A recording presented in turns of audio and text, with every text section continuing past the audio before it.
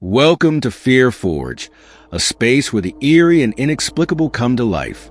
Here, we dive deep into the mysterious and unsettling stories that linger in the dark corners of our minds. Those tales that are difficult to explain, yet impossible to forget. This is a channel dedicated to the strange experiences that many have lived but few dare to share. Stories that make the hairs on your arms stand up and leave you questioning the world as you know it. Life can often be stressful, filled with routines and responsibilities that demand all our attention. But tonight, I invite you to step away from the everyday hustle and join me on a journey into the unknown. Let's disconnect from the ordinary, from the rush of the outside world, and step into the shadows together. Grab your favorite drink, dim the lights, and get comfortable, because what lies ahead is not for the faint of heart. We will travel through haunted places, untold legends, and ghostly whispers that have followed people for years. Fear Forge is more than just a collection of stories. It's a place to experience the chill of the supernatural and the thrill of facing the unexplained. Sometimes, the scariest part of these stories isn't the unknown itself, but how much we relate to them. The sense that perhaps, just perhaps, these experiences could happen to us. So, take a deep breath and hold on tight.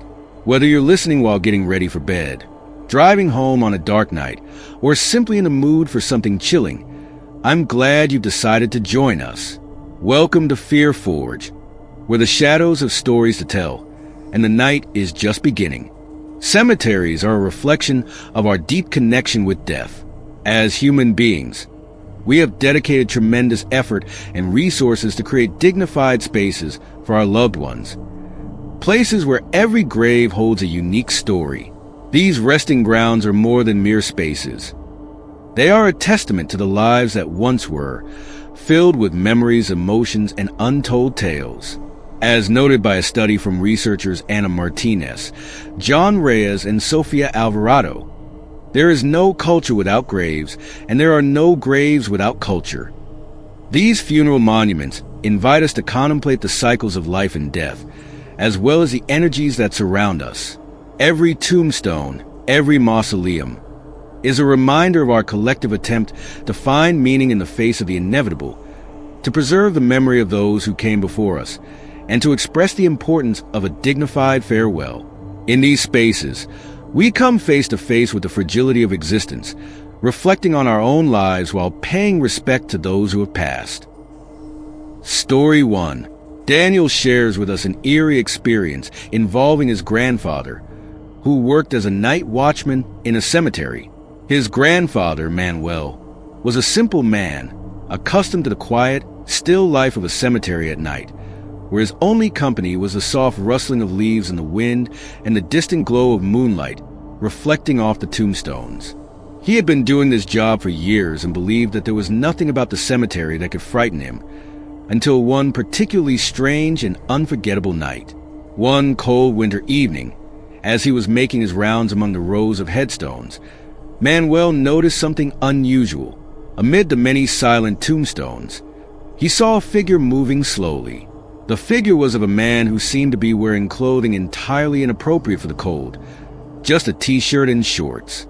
His appearance was odd, as though he had no regard for the biting chill of the winter night.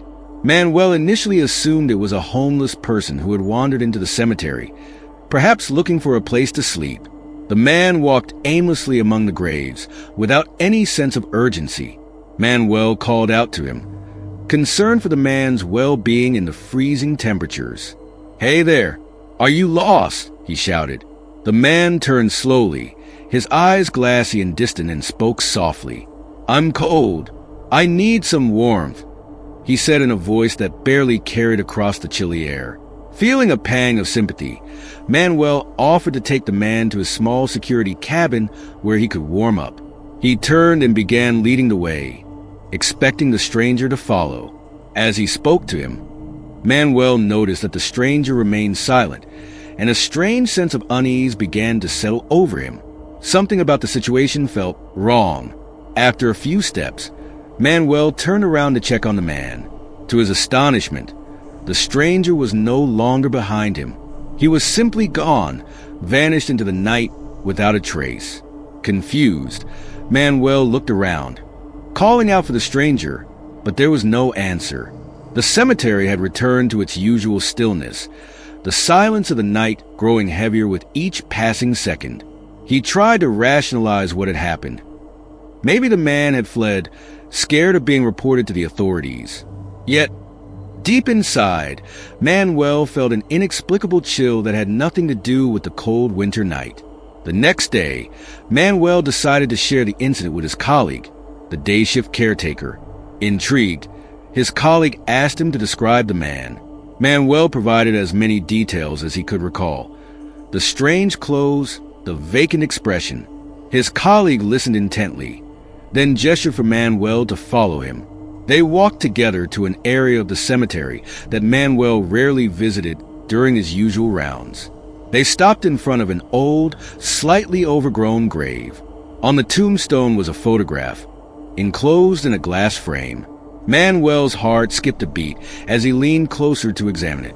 There, in the photograph, was the face of the man he had seen the previous night. The vacant eyes, the tired features. It was undeniably the same person. The realization made his blood run cold. His colleague explained that the grave belonged to a man who had died years ago and whose resting place had long been neglected. According to the colleague, it wasn't the first time something like this had happened. He mentioned that the spirits of those who were forgotten, whose graves were left unattended, sometimes made themselves known, as if reaching out for the attention they no longer received in life or death. The grave of the stranger was one of those. No one had visited it in years, and it had fallen into disrepair, forgotten by time and the world. From that day on, Manuel made it his personal mission to care for the neglected graves in the cemetery. He would bring fresh flowers, clean the headstones, and say a quiet prayer for those whose names had been forgotten. He wasn't sure if the spirit of that lost man still wandered the cemetery, but he knew that showing respect and care was the least he could do. It became a ritual for him, a way of giving peace to those who seemed to be searching for it. Manuel found comfort in this practice, and he never saw the mysterious man again. But every time he placed a flower on a forgotten grave, he felt as though he was making a difference, perhaps even helping restless spirits find a measure of peace. Manuel's story serves as a haunting reminder of the power of memory and respect, even for those who have passed on. The cemetery, once merely a place of work for him, had become a place where the boundary between the living and the dead felt thin, a place where acts of kindness and remembrance could bridge the gap between two worlds. Story 2. Luis Rivera recalls a strange and unsettling experience he had during a summer night while working as a security guard at a cemetery. Luis had always found comfort in the night shift. There was something oddly peaceful about walking among the graves under the moonlight, a silent witness to the many stories laid to rest there. But one particular night would change his perception of the cemetery forever. It was a warm, clear summer night. The heat of the day had given way to a more bearable temperature, and the air was still, with only the occasional chirping of crickets breaking the silence. Luis was patrolling the grounds, moving slowly between rows of tombstones. He enjoyed these walks, as they allowed him time to think, away from the noise of the city. His routine was simple: walk, check, and return to the small guardhouse to fill out his logs. That night, everything seemed normal until it wasn't. As Luis approached a mausoleum in the older part of the cemetery, he felt an unexpected chill in the air. It was so sudden that it made him stop in his tracks. The summer warmth seemed to vanish, replaced by an unnaturally cold breeze that seeped into his bones. He could almost see his breath in front of him, and an overwhelming sense of dread began to settle over him. As he moved closer to the mausoleum, he began to hear something faint. He paused, straining his ears. At first, he thought it might be the wind, but as he focused, he realized it was something else entirely: voices. High-pitched voices, like those of children, mixed with occasional bursts of laughter. It sounded like children playing, but the laughter was strange, hollow, as though it was coming from far away, yet right beside him. Luis called his colleague, Marco, who was stationed at the main gate. Marco, though skeptical, agreed to meet him at the mausoleum. Luis waited, every hair on his body standing on end, the laughter echoing faintly around him. It was an eerie sound that seemed to come from the very walls of the mausoleum itself. When Marco arrived, the two decided to investigate. They entered the mausoleum, flashlights in hand, illuminating the dusty corners and cobweb surfaces. The temperature inside was even colder, an almost biting chill that didn't belong in the middle of summer. As they searched, they found a small crypt belonging to a young girl who had been buried many decades ago. And there, at the base of the crypt, lay an old, worn-out doll. It was a porcelain doll, dressed in faded lace, its eyes half closed, staring blankly. Marco picked it up, turning it over in his hands. "Probably just something someone left behind," he said, though even he sounded uneasy. Luis felt an inexplicable discomfort looking at the doll.